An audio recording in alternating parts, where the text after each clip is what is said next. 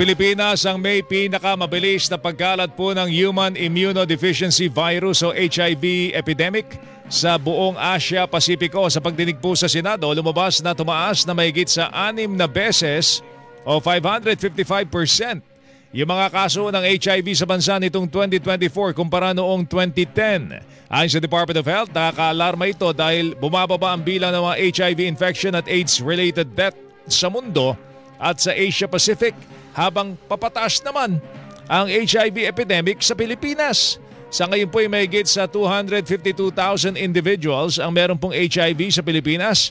Maaari umanong lumobo pa sa 457,000 pagsapit po ng 2030 dahil sa bilis ng hawaan. Halos 3 sa bawat 5 sa mga apektado po ng HIV o 58% ay nagmula sa Metro Manila, Calabarzon at Central Luzon kung saan karamihan ay kabataan. Kalahati naman ng kumpirmadong HIV cases ay nasa edad 25 hanggang 34, habang 30% ang nasa edad 15 hanggang 24. Ayon naman kay Noel Palay Payon ng DOH Epidemiology Bureau, 90% ng bagong HIV cases ay nakuha po sa pakipagtalik ng lalaki sa kapwa lalaki, pero dapat ding tutukan ang mga sanggol na ipinapanganak na mga babaeng merong HIV.